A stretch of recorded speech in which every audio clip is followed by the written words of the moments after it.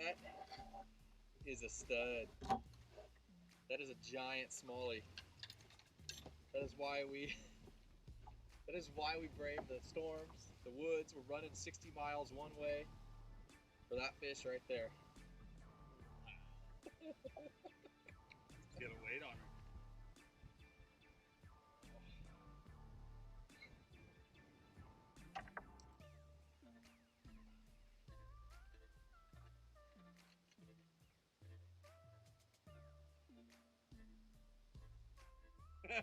Seven oh. Get that camera.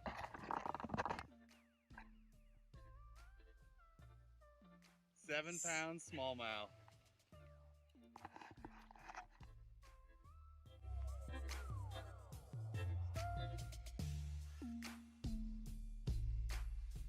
Yeah.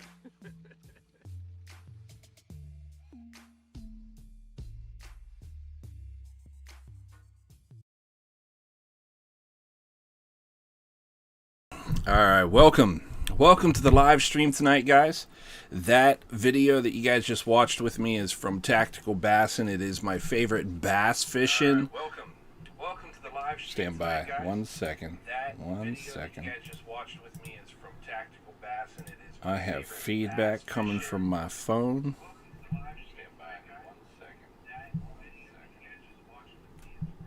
It's on my phone. I couldn't figure it out. It's just my phone. All right, let me get rid of those. All right, let me know if you guys can hear me okay and everything looks good and stuff. I'm running things just a little bit different in my system here, so the audio and the video might, have a little bit of a hiccup or something along the way here. If it does, please let me know. I will fix it. But my audio bars are saying that my voice is coming through good. The video says my video is coming through good, so I think it's a good feed. Give me a thumbs up.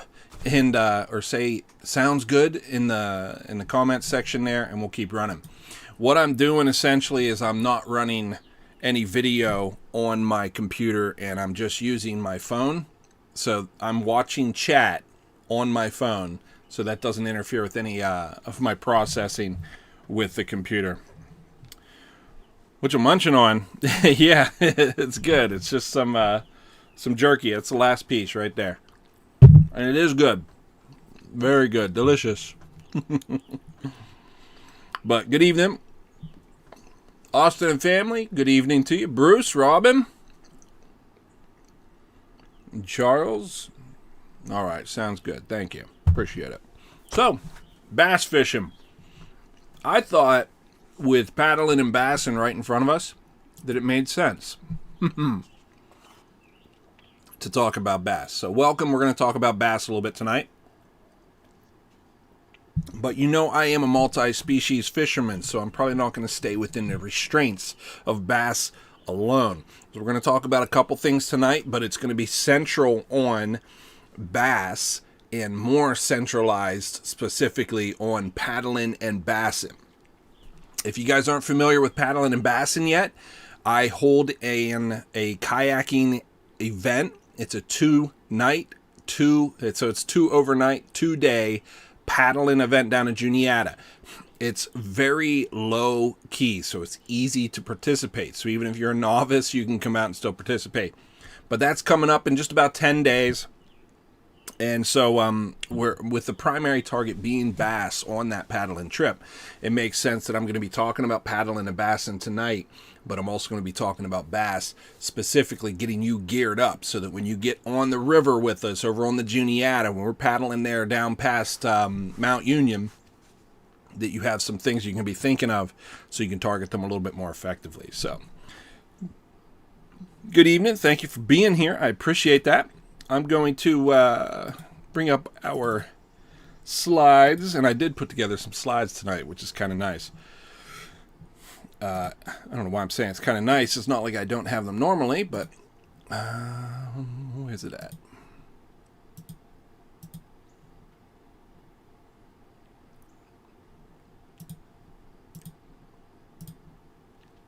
Interesting. There it is. Okay. For a second there, I wasn't recognizing it. So there it is. There is the smallmouth bass. Now, I know there's different bass species. I'm going to talk about that in just a second. But this bass is probably going to be the most catched, the most caught bass on the Paddlin and Bassin kayaking trip. So to be able to recognize it, if you haven't already, that is your smallmouth bass. So good evening. Am I missing anybody? I think I saw y'all. Good deal. But welcome to the live stream. Let's talk bass. So when we're going into, we're looking at smallmouth bass is, of course, that there's a typical smallmouth bass, but they can be atypical in shade. You'll get everything from this light colored, where the bars are so subdued, almost ghost-like pattern, all the way up to this real dark, almost black-looking fish, where the bars actually get lost in the darkness. Your stereotypic smallmouth, though, is going to be the one that's here in the center. You get these solid bars and some nice contrast, and you get what I call the face whiskers. So the face whiskers be real pronounced. So this is ultimately the one that you are likely to see, but certainly the whole gamut.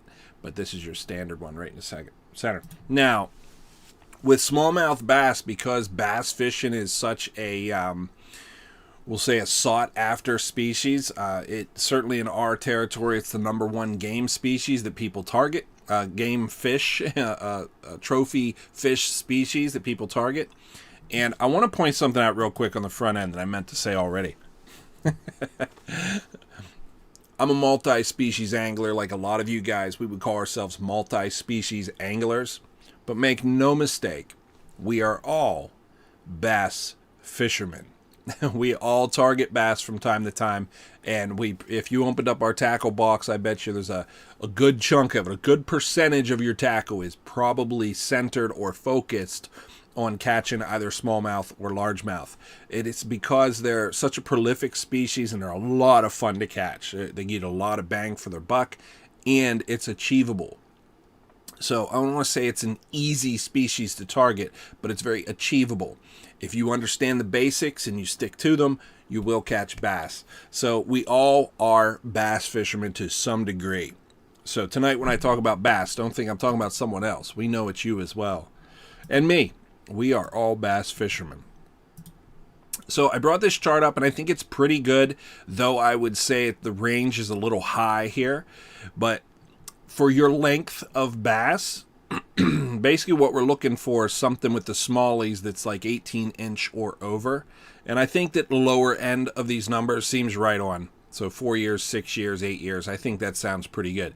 So the next time you catch a smallie that's 18 inches long, I want you to remember this is a mature bass, you know.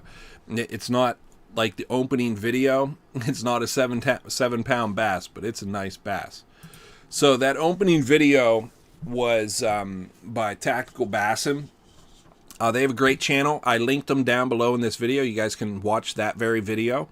I linked it down below this live. Go ahead and sub to their channel specifically for bass fishing content, because they know a lot. They live to bass fish. So they're going to be able to teach you a lot better than what this guy could. Tim caught that excuse me. at Smalley, and I think he might be my favorite bass fisherman. I just think he seems like a good dude. He's always humble about things. So, but watch the video, support them up, and then go out and catch your own smallies. But that's the date range. If you guys want to reference it, you guys can come back and check it out there. Bass comes in all shapes, all sizes, and all variations of species. These are all the bass species that are in North America. And the two that we primarily will see are your largemouth and smallmouth right here. But depending on where you're at in the country, you'll see the others. The other one that gets an honorable mention is this spotted bass. That one's fairly common. But essentially, if you get further south or you go out west, you get different bass. But the two that we're going to have right here in Pennsylvania anyways is going to be your smallmouth and your largemouth. The video tonight on this live stream, what I'm primarily going to focus on is smallmouth, because that's probably what we're going to hit the most of. But I am going to send up a caveat whenever I see an opportunity, because we're going to do some map dissection of the Juniata. I'm going to point out some spots that'll be more likely to catch both largemouth bass, walleye, and muskie. Because other than smallmouth bass, we're also looking at other fish species as well. Because if you're on the fishing trip, why wouldn't you fish for them? You want to float right over top of them, or you want to catch them? So we're going to try and get them in the net. Make for a good trip. So, as I just alluded to, the three major species that we will connect with on the Juniata are going to be your smallmouth bass here on the left, the muskie, and the walleye. So, whenever you guys are rigging your gear to come out for the Paddlin and Bassin event, these are the three fish that you should be rigging for. Now, ideally, this is how it would look. I would tell you to rig at least 3 rods. So, one for your smallies, one for your muskies, one for your walleye. Now, if you're like me, I don't like to carry, I like less rather than more. So I like 2 rods, but the truth is I know that I'm going to have to cut and retie whenever I'm changing from, say, smallmouth to walleye. And on the kayak, all the work gets amplified. So it's twice as much effort to be able to cut and retie when you're on the kayak, as opposed to, like, you know, sitting on a park bench or sitting at your coffee table at the house.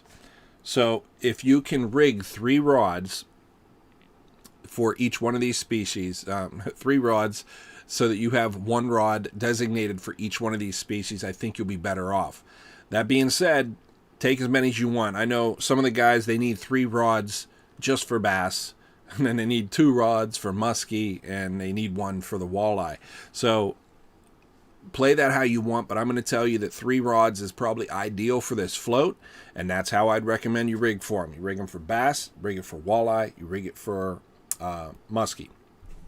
Your bass can be rigged a lot of different ways, because whether you're going to run a jerk bait or you're going to run something finessey like a shaky head or Ned rig, that's going to be a little bit different than if you were to run something real heavy. If you're going to throw just cast and crank with crankbaits, plugs, you might want something a little bit different, maybe even a bait caster. Or if you're using like a heavy jig, well, how you play that bass game is up to you. But I will say with the muskie, you are going to have to get a rod that you're okay with casting a bunch. So it's going to be a little bit longer of a rod and a little bit more stout of a rod. And it's a necessity. It's a must. You have to put a leader on it. So if you're rigging one up for muskie, make sure it's got either a steel leader or a really heavy duty leader, 150-pound mono leader on it, or whatever you come up with. And just think, big lures are going to catch your big muskie. So you're going to have 3 rods rigged. And then the final one for your walleye, I'm going to tell you to rig it at 8-pound test. You can go as low as 6-pound test, but I think you're going to have a lot of break-offs. So I'm not opposed to running. What do I have in my ear here? Oh, it's my headphones. I always look in the mirror before I do these live streams to make sure I don't have a boogie hanging out, But I had that stuff from my headphones on there. But with your walleye, you can run 6-pound test, but I think you'll break off. So I'm going to recommend an 8-pound leader. So you can do a backing of braid, but then keep an 8-pound leader on the front end. And then you can talk about muskie baits specifically. You can talk about walleye baits specifically. You can talk about your bass baits specifically. But just to go off that, think 3 rigs for 3 species so that you're at least moving in the right direction. So that's what you want to rig for the float, and be prepared to catch or to be prepared to switch it up if you get into a different body of water. If the water changes, you want to be ready to have that flexibility so that you can target the species that we're on. I think that makes sense. I think you guys are on board. So this is Paddlin and Bassin, guys. This is the territory. I did this little map up for you.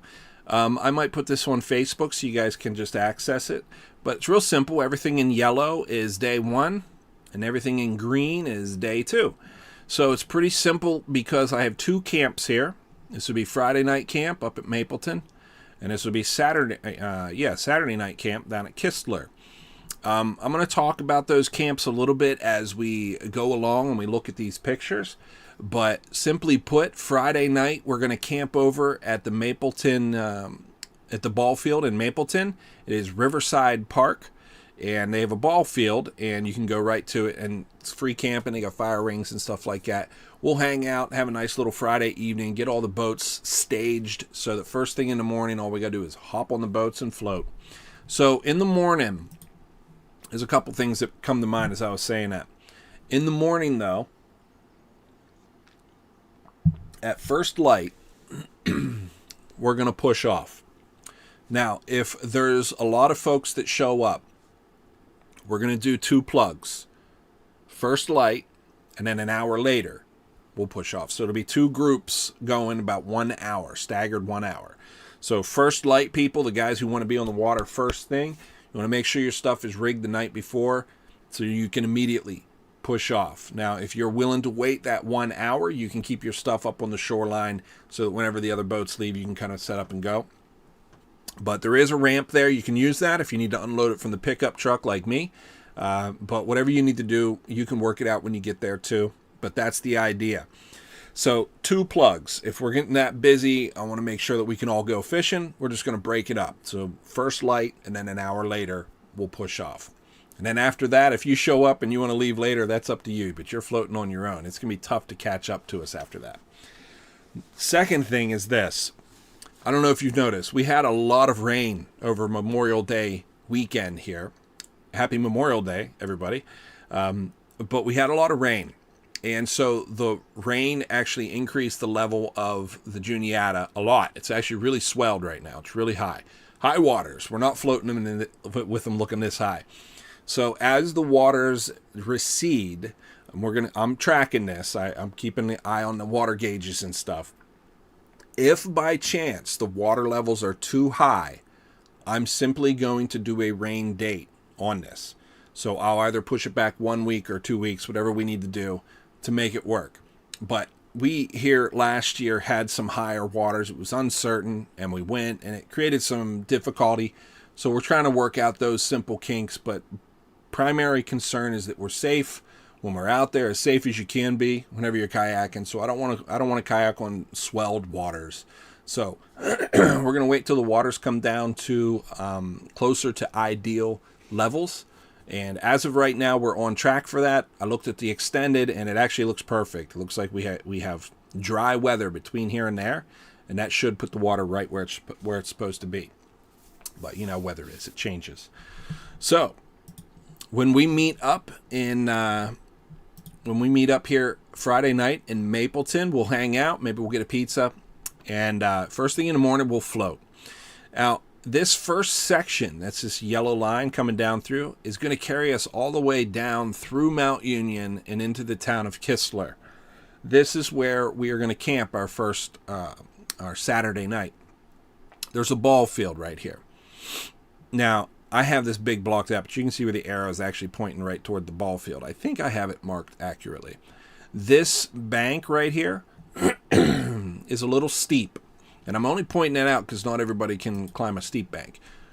Obviously, we can tie off to it. We can use it. We've used it a couple years, so it's not impossible or anything. But if you have trouble using that bank, you're just going to get off on one of the docks or somewhere else. You're going to have to take out before that. You can always take out and just drive your car down to, or drive your pickup truck or your whatever you got down to the camp there at Kistler, down to the ball field, and just catch up to us. I personally going to float. I'm going to float right to the ball field. But that's up to you to work out. You can pull up the map and you can look at all. There's a ton of different places you can pull out or put in. It's it's up to you. But that's how I'm going to play it. I'm going to float right to the ball field, and I'm going to take out right there. So that's day 1. Now, I have a special little surprise tonight for the I'll say for the second half of this stream. There is a local river rat, we'll call him. He sent me some photographs of some locations specifically on the second day float. So the second half of this float, he sent me some recommendations on the map. So what I'm going to do is I'm going to break those down. We're going to look at them. I'm going to talk about how to fish river waters a little bit with you here. But when we get to the second day, I'm going to talk about specific spots that a local river rat, who will remain anonymous, recommended that we stopped and check out. But right now, let's get into day 1. So we're going to be floating this first section. What should you look for when you're floating the Juniata? The Juniata is essentially a series of, call them these riffles and pulls. Riffles and pulls. And it's simply because you're dealing with a gradient, and essentially you're going downhill. You know what I mean? So as you're going downhill, of course, you're flowing down with it. You're going to hit these riffles, and then you're going to get into these calmer spots here, these pulls. So as you're dropping down these steps, you're going to have different kinds of waters that you're going to encounter. And I'm going to be talking about how to fish these riffles and what the pulls mean. You see it says here, excellent fish habitat. Yes, some fish, absolutely. But let's move on to this is what I wanted to point out to you. As it's high gradient, you're going to get those riffles. And if you look in the picture, that's going to tell you kind of what you need to know. So if you get into the riffle section, and this would be like, your rapidy sections, you want to be looking for smallmouth. So if you have 3 fishing poles, you're going to use those 3 fishing poles for these 3 different gradients. The high, the medium, and the low. High gradient, this is going to be your bass fishing rod. So whether that's a bait caster or a spin caster, whatever you're fishing for, the target species in these high gradient, rapidy waters, these riffles, the swift moving portions, that's going to be your smallie territory.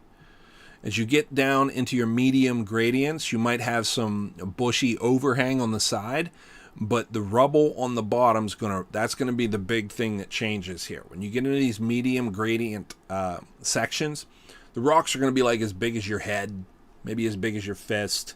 That size of rock is going to settle out and kind of hold static where it's at. Whereas the high gradient area, you're going to have bigger boulders. This is where you're going to see big rocks along the edge, really undercut banks, so swift current and big boulders in the water. When you see that, I want you to think bass. Whenever you see it calming down, it's usually following just after that. You're going to have this medium gradient down here with these medium-sized boulders, and you can see the fish right here is actually a walleye. So it makes sense. That's where you would find your walleye at. So that's where you would switch over to your second rod, your walleye rod. And you can probably guess it. Your low gradient water would have like a sandy bottom, kind of a smooth or soft bottom, and it's much slower. This would be your backwater areas, your eddies. The slower area is going to hold your largemouth bass. It's also going to hold your muskie. So when you get into this low gradient area, these backwater areas, yes, you can grab your bass fishing rod, but I am going to encourage you to refrain from bass fishing for a few minutes. Get your your muskie gear, your muskie rig together, and start casting it a little bit, and you just might happen to catch a nice big muskie. So I'm going to talk about these 3 different gradients and how that applies to the river as we float down it, what it's going to look like as you're actually floating along. Let me make sure I didn't miss any of you guys' comments. You guys have any questions for me before I get too far into this? If there's something that I might be missing that you think is a good point to bring up, just say so in the comments. Just say something in the comments and I'll make sure that I say something about it. All right.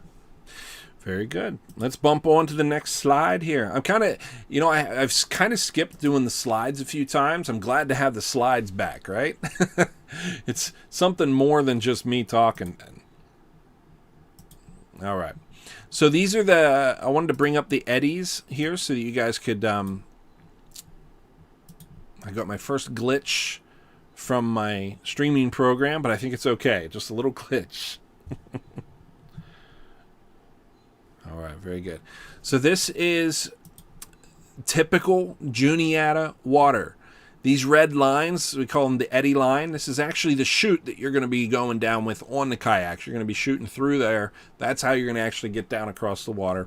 But it's going to create these eddies, these little back current spots that actually swirl back behind your bigger boulders in the water. So we got downstream current, and then down here's the tail out. And tail out creates a good spot as well.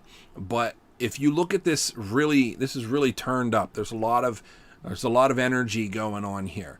What you're looking for is, if you can imagine, even if I thought about this today. If you were a fish and you were born, right, and you're this little tiny fish, everything's trying to eat you, so you're trying to hide, right? So you're going to try to get into a place where you can, like, get in a little crevice down behind some rocks or something, and you're just going to kind of hide in there and hope that nothing finds you. But as you grow, the habits that you generated over the course of your first or second year of hiding behind rocks and stuff, that's kind of your thing. You know, you kind of figure that out. It's going to be ingrained in you. And even if you get to be a bigger fish, you're still going to do similar things. You're going to find those rocks to kind of hide behind. Granted, you're not as much of prey to the other species, but you still like the low energy place, and you've trained yourself where food comes from. You kind of figured things out a little bit, and you're going to stick to your guns. So what you know is what you know, and you're going to stick to it. So if a bass figures out that hanging out in this eddy right here, or even more specifically, close to this eddy line, gives him a chance to catch food as it comes by, whether it's hellgrammites or bugs, whatever it is. He can see it coming down here, and he can nab it up real quick and then get back into this low energy spot where he can live with low energy and just catch food. Food is quite literally being force-fed to him. So it's a pretty good deal. Now, this big boulder right here, though, I like this diagram because a lot of the Juniata is like this, except for this big boulder is actually covered. It's only showing all this, all these eddy lines and stuff with that upstream eddy current thing here, because this rock is not covered. If this rock was submersed, so if we could bring the water level up to where the water is actually going over top this rock, or even 2 or 3 feet above this rock, it creates a completely different kind of eddy. And what you end up with is something along this line. If this rock that's touching the surface here was actually a foot or 2 below the surface, you're going to get your smallmouth hanging back here real tight and deep down here because he's protected from the current. It's going to be in there real tight. So I want you guys to be thinking of this. If you're casting on these rocks, you want to think, okay, I know where the bass is because Randall said they're going to hold tight. They're absolutely going to hold tight. If you got a crankbait, rip it through there and bang it off these rocks. Let that bill actually hit the rocks, and that's going to fire them up, and you should be able to pick them up. But if this rock was a little bit lower, you're not going to get this kind of turbidity, this high velocity eddy kind of effect. You're not going to get this real heavy, turbid, back and forth kind of swishing, just a lot of energy being expended. What you're going to get, here's another picture I found too, it's really similar. He's just hiding behind a little sand edge with some weeds, same idea. But what you're going to get is this effect right here. This is a rock that's underwater a foot or 2, and it's creating this boil. This boil up is just the water hitting that rock and being forced up. So as the water comes across the top of this rock, it's being forced up and over. The same kind of eddy that's being created with this side swirl right here is now being created when it's going up and over, and you're getting like an undertow kind of effect. Like this picture actually I think shows it really well. You see the curl?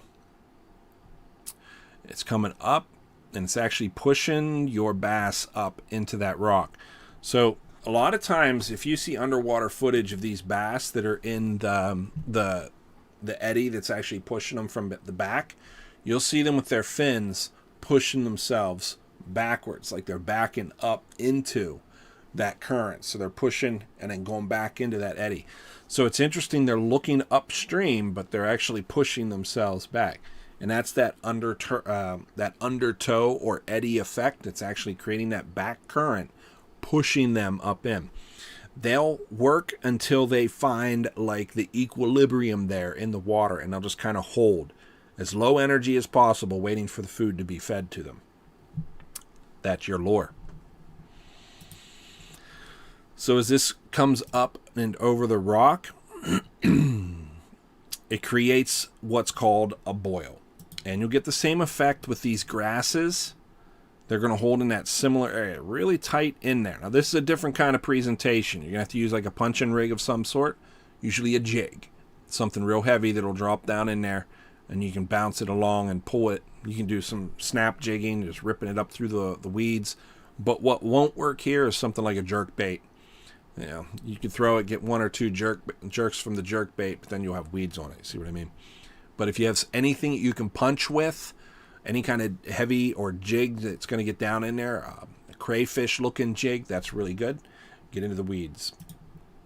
And I should point out, I forgot about this. The rocks will give you smallies,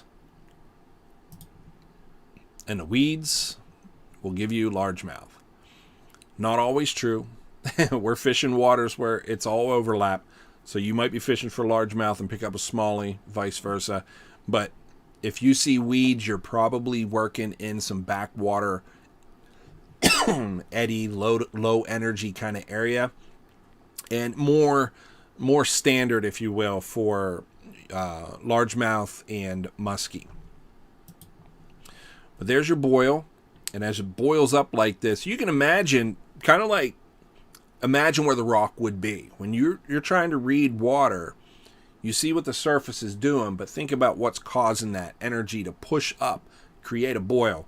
There's a big boulder underneath here. With the big boulder underneath here, maybe a foot or 2 feet under, say it's like right here, it's going to push it up and create these boils that actually surfaces down from it. So the rock is actually up here. I think one of the big problems I see when people are casting on boils is that they're way behind it. So that bass has his back to where the lure you just threw has his back to it. So it comes downstream, and it's usually too far away from him. So with the boils, I want to tell you to try to miss. Like, try to shoot in front of. And you got anybody do any wing shooting with birds? Like if you go out for pheasant or grouse, the guy, if you're shooting a shotgun and that bird's flying, if he's teaching you well, he'll tell you to lead it. And even more so than that, I think he'll tell you try to miss it. Like, try to lead it so far that you think you're going to miss it.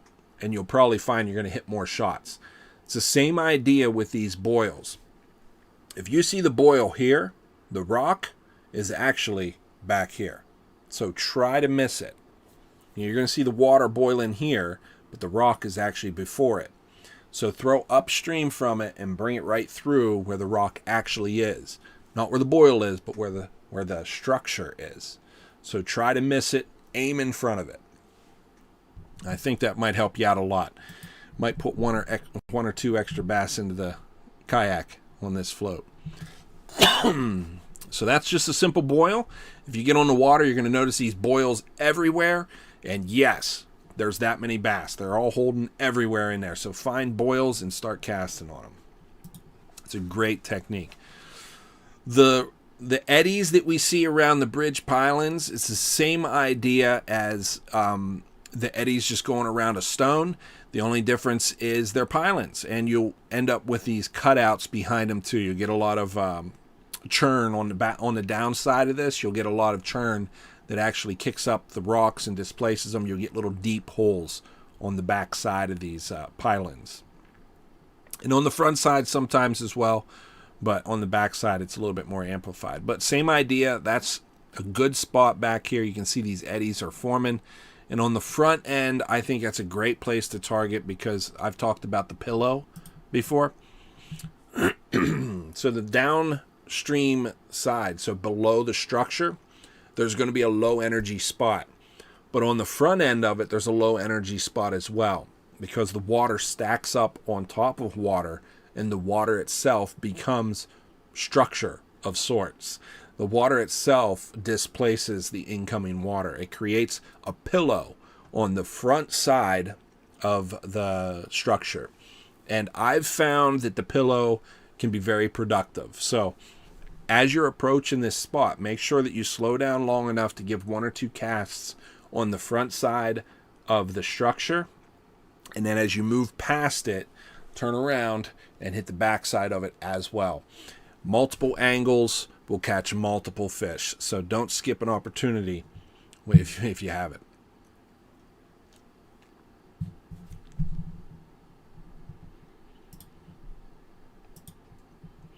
The islands all up and down the Juniata River there's tons of them.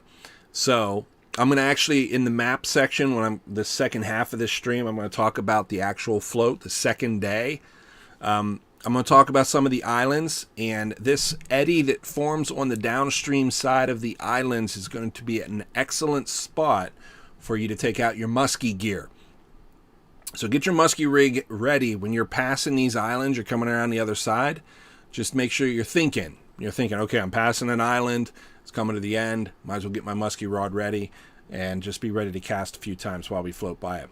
Guys, we do not linger too long. This is, we'll say it's a significant float. I want to say it's a long float, but it's definitely significant. Hey, good evening, Rick. I don't think I said hi to you. Good evening to you. Hey, Mark. So it'll also push a kayak into the rock, which can be bad for novice kayakers. Best to stay down near the tail out and cast up into the boil, or cast from the side and let it drift down. Yeah, good point.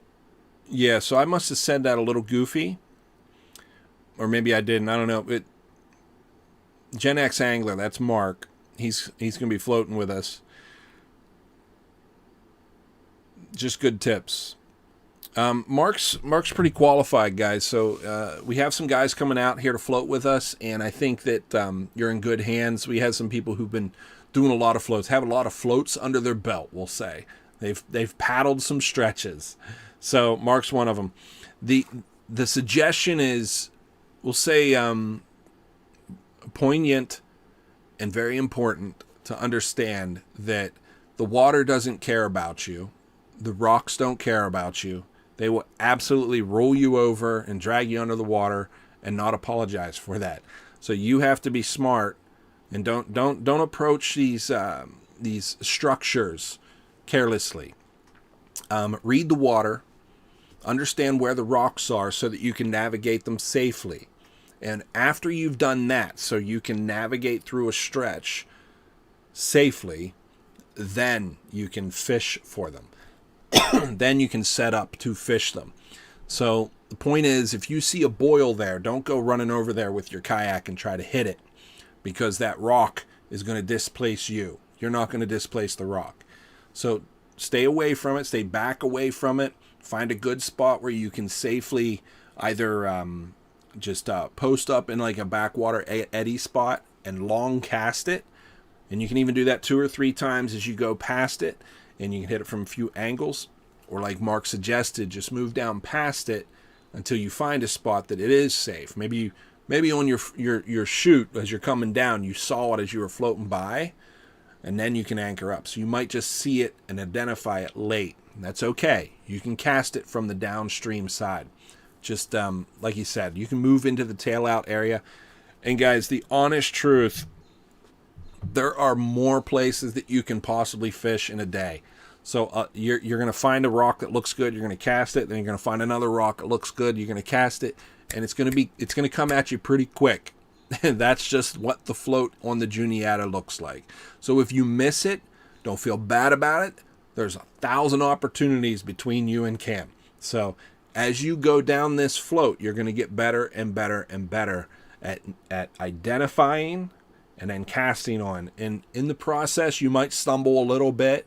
You might have some bad casts and some break-offs and kind of trip over yourself a little bit. But ultimately, till this float is done, you will have stumbled yourself into great success. Most of the people who float this stretch with us here for Paddlin and Bassin have one of their best days fishing. Some of them, the best. So I hope you can make it. I think you'll really enjoy it.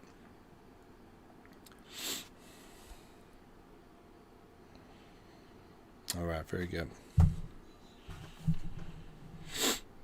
You guys have any questions, just say so in the chat, and I'm happy to address them. And I think I did mention it at the beginning, but I had a local guy who fishes this stretch that we're going to be fishing the second day of the float. He fishes that area a lot. And so he sent me some pictures and said, hey, make sure you hit these spots. And he gave me a map, and he specifically outlined them. I'm going to go through those spots with you so that day 2, even if you are completely ignorant of the entire stretch for day 2, you'll have these spots that you can focus up. And we're going to talk about why they actually work too. And here's just a simple eddy here after a sandbar. Of course, the sandbar is on the inside turn. This will be your low energy area, and it creates this little swirl. So you're going to have this low energy section just after the inside of this sandbar. So just another demonstration or example of a good eddy. All right, so this is where I'm going to get into the second half. Before I jump into that, do you guys have any questions at all? We are going to target smallmouth bass, largemouth bass, muskie, and walleye on this trip. So I'm suggesting that you have those 3 rods tied up. One for bass, one for muskie, one for walleye. I do think that's at least 3 rods. If you are feeling jumpy, you can bring a couple rods more than that if you see a need to do so. Just be mindful of your rod storage on your kayak. And, of course, you can always leave some in your vehicle. You can switch them out for the second day of the float. You can play this however you want. Guys, for this, Paddlin and Bassin is the event that has a lot of flexibility in it. There's a lot of put-ins and takeouts, so you can play it how you want. The camping or the paddling or both for the entire trip. You can play it however you want.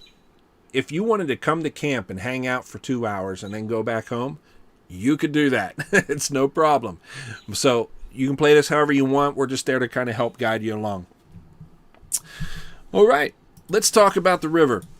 This is the second half of the float. So what I'm going to do is I'm going to jump back to that map I had for the actual float. This right here, I just made this up today, and I'll put this on Facebook so that we kind of have it, and you guys can reference it. The first day, we're going to camp here at Mapleton, and we're going to float this section, and we're going to be looking for the changes in gradients, and we're going to be looking for the ripples, and the pools, and we're going to get down in here, and we're going to find ourselves in Kistler. So Mount Union is, I think there's actually a really good takeout here in Mount Union. I think it's right here. This is the school, so that's a short float if you guys wanted to do that one. But as you get down into just past Mount Union, you get into this little town of Kistler. Kistler is just opposite of Mount Union there. It's pretty easy to find, but there's a ball field. And you can't see it real clearly on this map, but trust me, it's there. We're going to pull over and we're going to pull our kayaks into the bank right here, and then we're going to set up and camp here. The reason we camp here is, one, because it's a big field, so we can. There's plenty of room for growth. If 100 of us showed up, there'd still be enough room for us all to camp. Number 2, there's roads that lead right to it so we can drive our vehicles down, so we can shuttle our vehicles and our kayaks and everything. You can keep your gear in your vehicle. You do not have to pack your sleeping stuff on the kayak. What you need on the kayak is what you need for the day. So, and number 3, it's the right location, so it's the right distance. It splits this trip in half. So we're doing half day 1 and half day 2. But here is camp, and right in front of camp is 2 islands. And I'm pointing that out because we're about to talk about them. So let me fast forward here in our slides.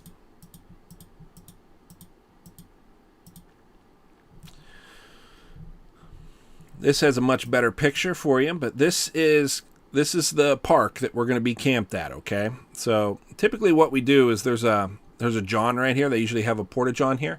And this ball field is used pretty actively, so there might be some games going on, which would be cool if there was. And we usually camp here in this field, and it's close to the bathroom, so there's a porta-john there for us to use. All good stuff. These 2 islands directly after, so this would be the first float of day 2. These 2 islands are going to mark our first river rat marked spots. This one is actually upstream, just upstream from our ballpark. This is the diamond right here that I'm touching on. This area right here is going to be the first area that I talk about from our river rat. Now, I have I've included this in the second half, but you are going to hit this first spot that's identified by one of the locals at the end of day 1. In one of the Paddlin and Bassin videos, if you go back and watch it, I was actually at camp, and Marcus and I both got back into the river, and we paddled upstream, and we fished this area. And I remember I caught 5 bass. Anyways, we hit that area right there really hard that night, right at dusk, and it was a good little fishing area. Of course it was. The local even said so. So it's interesting to see it coming full circle here. But we're going to talk about this spot right here. So I'm going to zoom out. I'm going to show you the 2 islands here. And just north of that, this is the last spot that you can fish. This is the end of the float on day 1. And what I did here is I just zoomed into it, and I drew a circle around it so you can see it. This is the northern end of the northern island. This is the ball field that I was talking about. And then right here is where we camp. And usually right there is where the porta-john is. So our boats will be shored up right in here somewhere. And what we did is we paddled up and we just fished this area right here. And we did really well. So right at the end of the day, as we get into this stretch, let me go back one slide. As we get into this, so like essentially get into Kistler, there's actually a bridge right here where this road goes up, just off of the map here. There's a bridge. When we get under that bridge, we are essentially on that. This kind of slows down. It gets kind of slack water-ish. So a real slow float section. We're usually there ahead of time. So we usually slow down a little bit and we work this area really good. This is where you're going to find that medium gradient kind of space. So yes, you can target striper. You can target all the fish. You can target your bass. You can target your muskie. But I'm going to tell you that this area is actually an ideal medium gradient kind of place. So this is your walleye section. So as we get close to camp, I'm going to recommend, and I'll probably call this out to you as we're going along. I'm going to be pointing these spots out to try and help you out. But you can play it however you want. But this section right here is a classic example of what I'd say is a medium gradient. So we should have good walleye populations there. Along the edges, on the eddies, you're going to have your bass, your largemouth bass, and probably more excitingly is your muskie. So when you're going out, make sure that you're rigging for these 3 species. If at the end of this float you have 1 catch from each species, I think you're going to be able to say that you had one of the best floats you've ever had on the Juniata. So rig for it, expect it, and we're going to point it out. And with a little bit of luck, you're going to have some success. And I'll try to give you some guidance while we're out there, as will the other guys who are floating. We are in this together. Hopefully, everyone catches. That's the goal.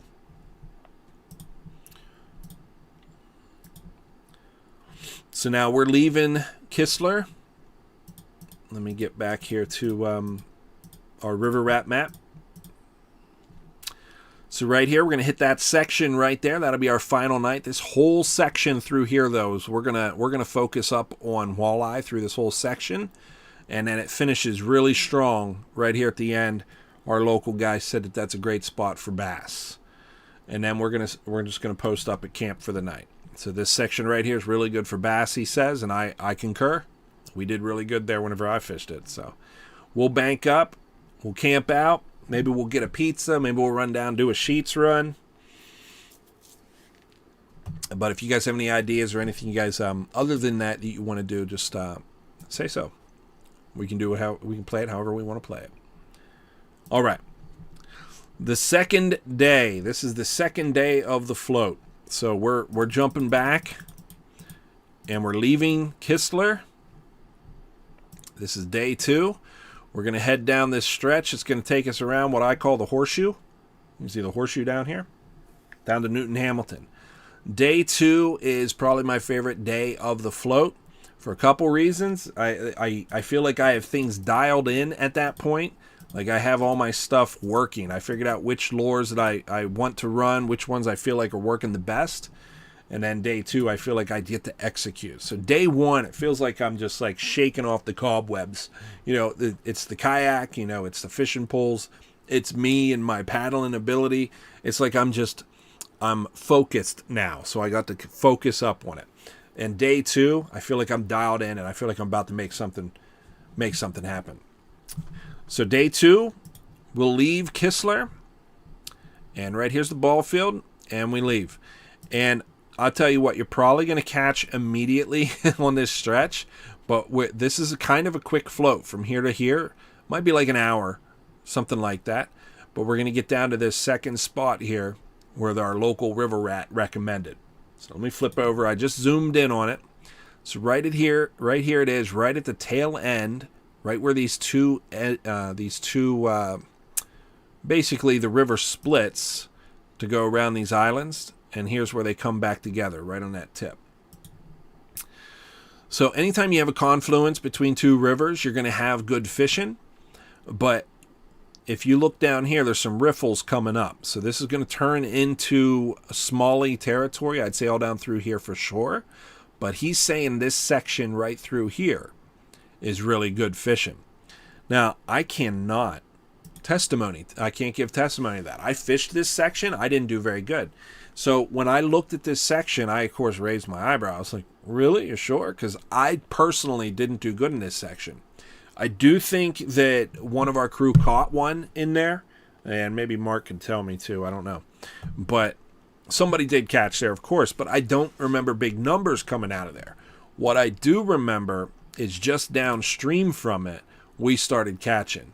And so as I go back to the river rat map, as we got past this section, we were coming around this turn, basically as we're leaving, getting down here on this loop. Where am I at? I'll go jump back to the second day float map. So we're getting down here into this section right here. So as I get down into this section right here, I remember we did pretty good. We did pretty good catching down here. So I'm going to jump ahead a little bit. I think there is another section that he talks about, and I think it might be right there. All right, so here we are. This section where I didn't catch so much, but that's essentially right here. So this is our river rat map. He sent it down a little bit further, but look where he went. Right here on this high energy side, the washout side, basically where all the cut goes right in there and cuts under. This right here, he said he did good. And this is what I was saying. As we got down past this, we got down into this riffles. It gets a little bit faster down through this section. It seemed like we caught more and more and more. And that agreed with this tip that the guy sent me here, right here on this map.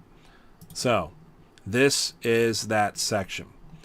As we float down, we get into this high energy spot. This cuts real hard. You can actually see the dark in the water here, kind of pushing down through here. That's your main channel coming down right through here.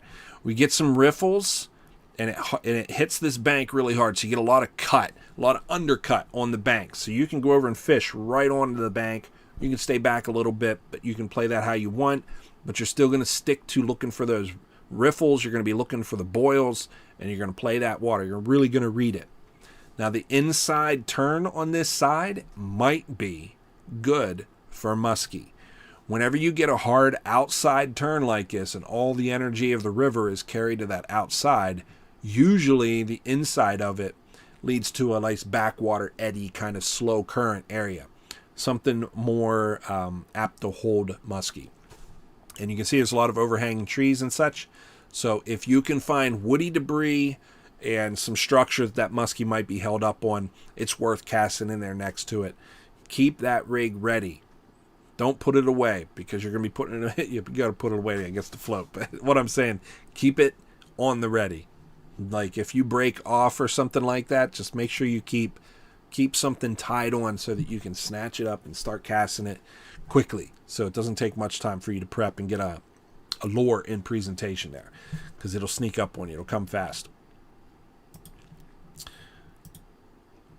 All right, now this other section here, it's actually quite a bit down the way. So I want to show you guys, as you come down away from Kistler, you're going to take this whole horseshoe and you're actually going to come back up. So we're on the other side of the horseshoe now. I'll jump back to the second day float section so I can point out exactly where we're at. So here's that section we were just talking about, the undercut. And this section through here, we're just going to be casting and cranking and catching.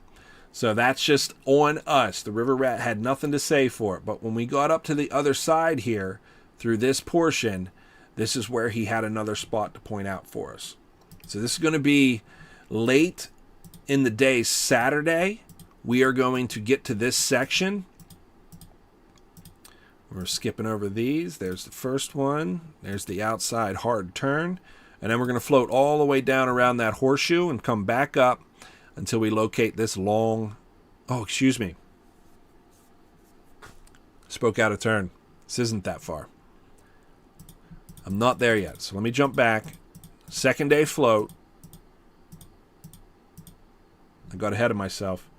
What he had was right here in this section. You can just make out an island right here. There's an island right through here. And we're going to be talking about this section on the outside over here. And this is interesting because I normally do not take this chute. I'll show you what I mean. When you get to this island, there's essentially two sides that you can go down. Right here it is. This right here is essentially like a wing dam.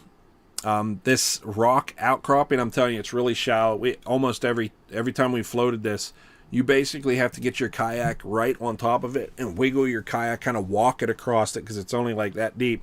And it's essentially like a little dam. So you kind of got to wobble and walk your kayak across it. Let's see here. Black spot on the point. Your yellow line is submerged tree. Okay, very good. Right on. Mark's giving tips in the comment sections too. You guys can read them up. Gen X Angler. So this section through here has this little wing dam setup up here. It's not quite a wing dam. Wing dam is like man-made stuff, but it's a dam. And you're going to have to rock your boat to get over it, and you have to do it twice, if I remember right. There's more than just one. But we usually take the chute that's to the right, and we have done that historically for the Paddlin and Bassin event. This year, I'm going to do differently. I'm going to cross these dams like normal, but I'm going to hold to the left side of this chute. I have a buddy that floated down that way last year, but it was just happenstance. So I went this way and he went that way. He thought he lost us, and then we found each other down here. But whatever, it worked out. But we stayed this side. This year I'm going to go this side, and it's because of this recommendation right here. So let me zoom in with my map. And what this is that same island, and I've cut off to the left fork. I've taken the left fork. I'm down on the left side. And then this section right through here is what he's saying.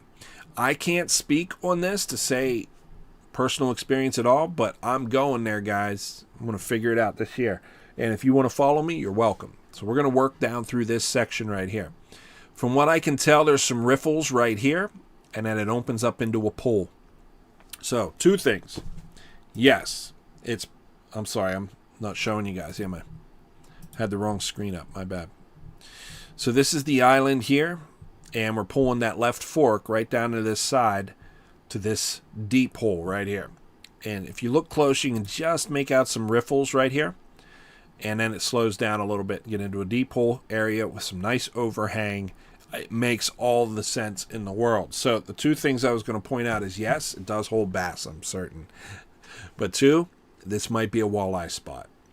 I don't think our river rat friend is fishing for walleye whenever he's recommending these spots. He's not recommending them as walleye spots, but I'm thinking this might be a nice little walleye hole.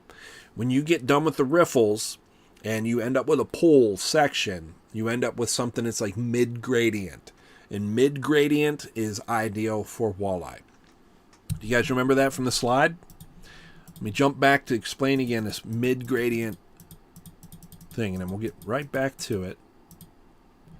So the high gradient is going to be where it's real fast. You're going to get a lot of boils and a lot of current, a lot of eddies. That's going to be your smallmouth territory. You can see the pictures. And then your mid gradient, you're going to get some bushes and overhang on the side, smaller rock on the subsurface area, and that's where your walleye are going to hold at. So this is a little bit lower in current, but still good current. The pools. This would be your pools following your fast current areas, your little rapidy spots. I won't say rapids, but certainly you want to where your riffles are. The area that usually follows the riffles are probably going to, when it gets calm, that's probably your medium gradient area. And then on your inside turns where it's real low gradient, it gets real flat and sandy or soft bottom, that's going to be your smallmouth bass and your muskie. The point is to keep your rods ready and your rigs tied so that whenever you come up on these different places as we float down this river, you're ready to rock and roll. Regardless of what's in front of you, you're ready to rock and roll. So this section right here is going to be a new area for us to fish this year, I think. I didn't fish it anyways. I'm sure somebody else on the float has been there, but I have not been. This is the section I was talking about. So this is all the way down around the horseshoe and back up the other side. All right, so I'm gonna go to my map so you can see it, but it's a little bit difficult to understand because the horseshoe comes all the way down and then back up, and this is later in the float. And there's two sections just side by side. Essentially, as far as I can tell, this whole bend right here is probably going to be pretty good. But he specifically gave me two circles, so it's going to be on the inside on this side and on the outside here on the high energy side.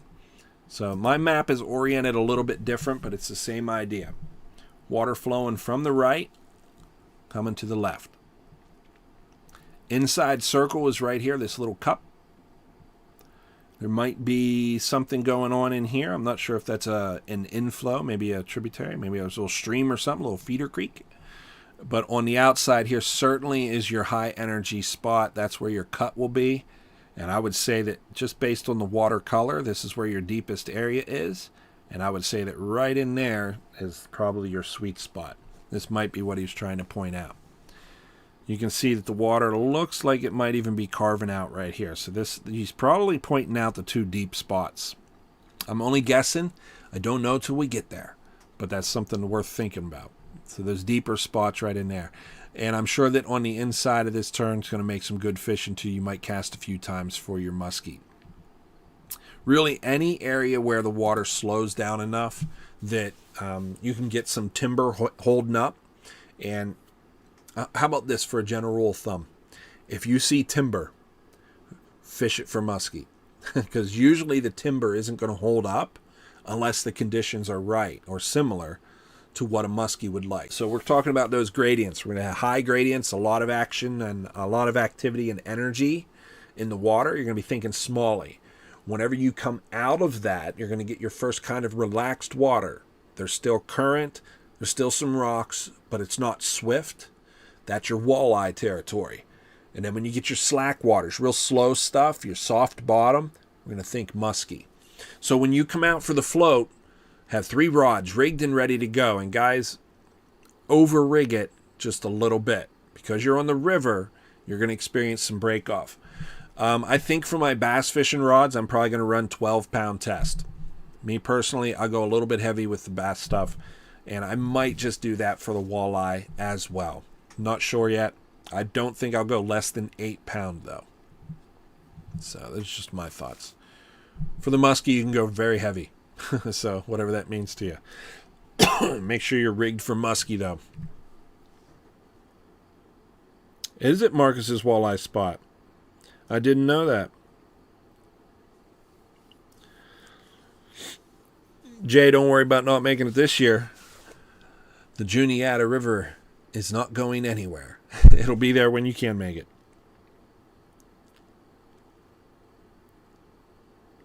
You know, Mark did bring it up, the idea of a great spot for a break. When we're on this float, we're not we're not thugs, guys.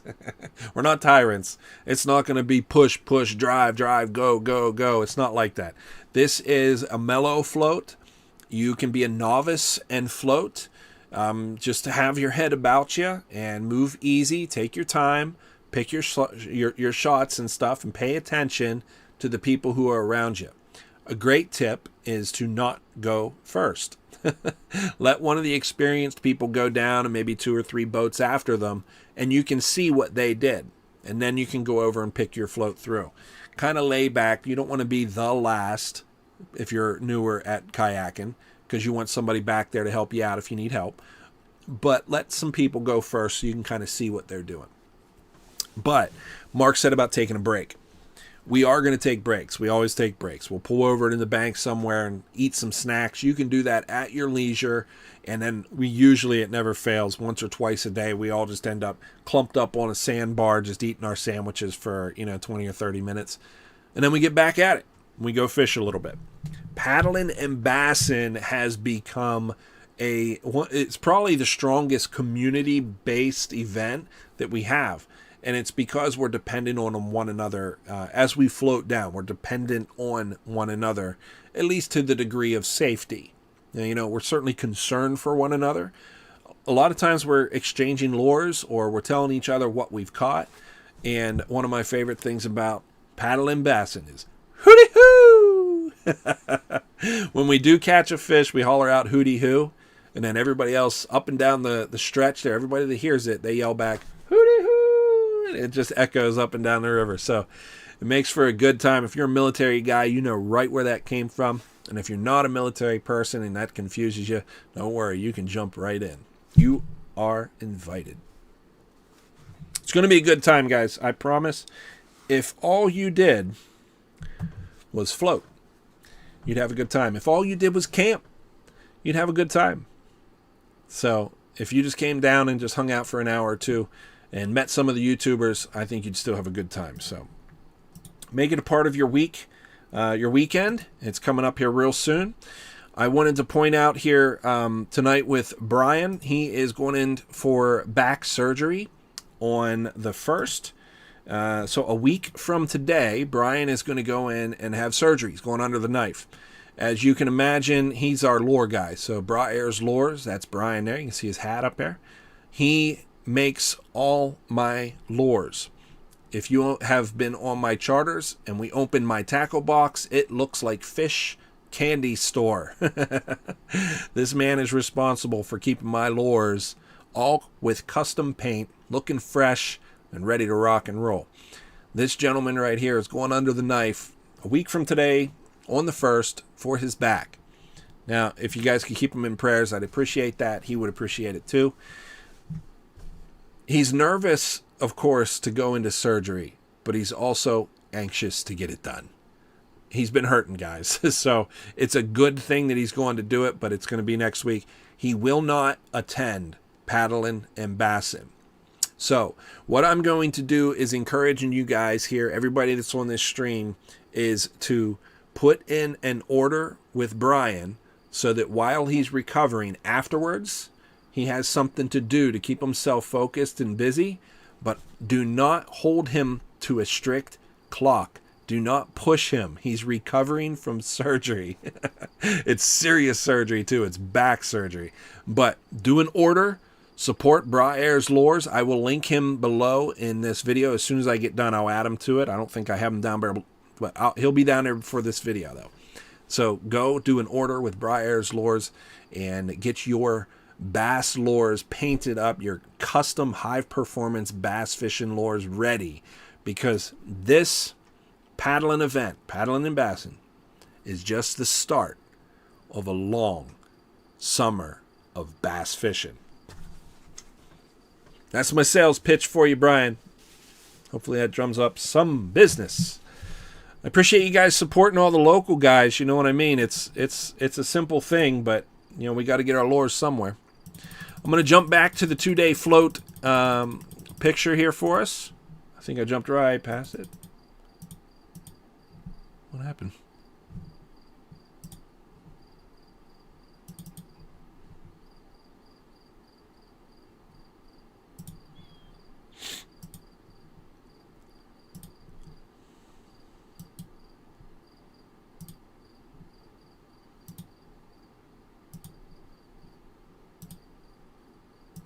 There it is.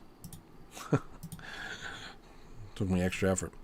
So this is the 2-day float. Mapleton will be on the 5th, the evening of the 5th. We're going to meet at Mapleton, the Riverside Campground, Riverside Park in Mapleton. And we will camp Friday night and just have a good time, maybe a fire. We'll wake up early in the morning. First plug will leave at daylight, so right at as soon as we can see, we're going to be on the water. And then a second plug will leave an hour later. After that, you're on your own. If you leave 2 hours later, you're going to be fishing by yourself. So don't be 2 hours late.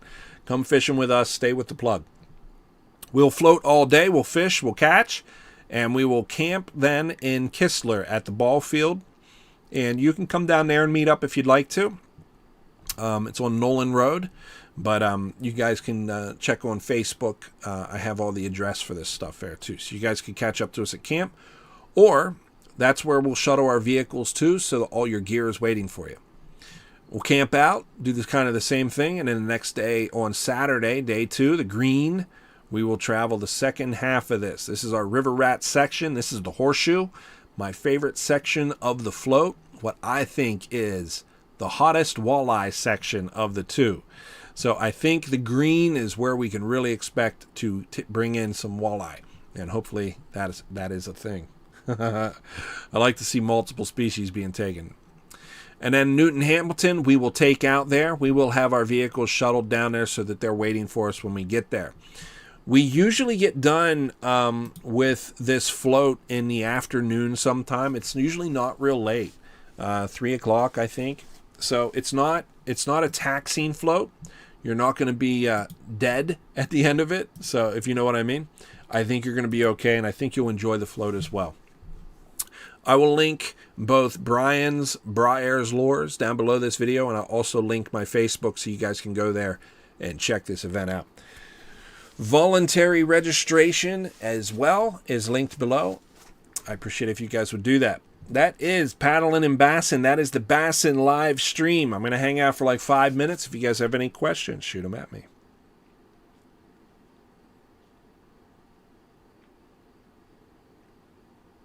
Yeah, you're welcome, Jane. Yeah, Jay was saying thanks for the links. You know, I do try to make sure that I give everybody a link, or at least a shout out in the videos and stuff. But yeah, you're welcome. I do link stuff down below, guys. I have products that I recommend, stuff that I personally use. I do link some of that down below. The Amazon affiliates have been doing pretty good. Thank you for following those. It's pretty simple. If you're going to shop on Amazon, go to my YouTube, click on one of the links, and that'll take you to Amazon. You can shop for whatever you want, and then Amazon will send me a little commission for it. So it's a simple thing, but it helps me out a lot. Thank you. Yeah, that's it for the live stream, folks. You guys have any questions for me? Shoot them into the comments section. And then while we are waiting, maybe what I'll do is I'll What will I do?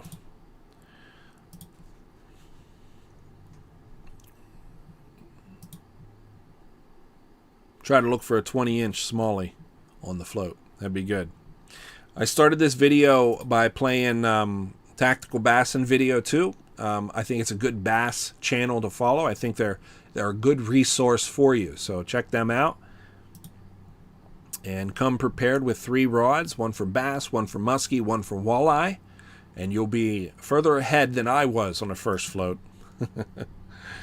Day 1 in yellow, day 2 in green. That will be on the Facebook page.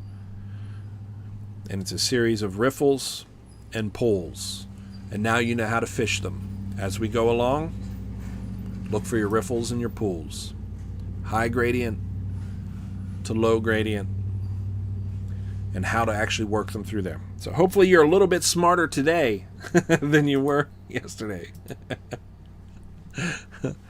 Now you have something that you can actually build from. We'll call that River Fishing for Smallmouth 101, or just river fishing in general. River Fishing 101. Do me this huge favor on your way out. Do a like for me so that the algorithm knows that we do good stuff here. Reach out to me for a charter if you want to go fish Lake Raystown. Do the voluntary registration for Paddlin in Bassin. If nothing else, get there. Hang out. Let's meet. And send a prayer up for Brian, who's going under the knife here a week from today, on Monday, June 1st. All right, guys, I'm going to jet. I'm going to take off for the night. I appreciate you guys tuning in. That's it. Much love and much respect. Good night, guys. Thank you.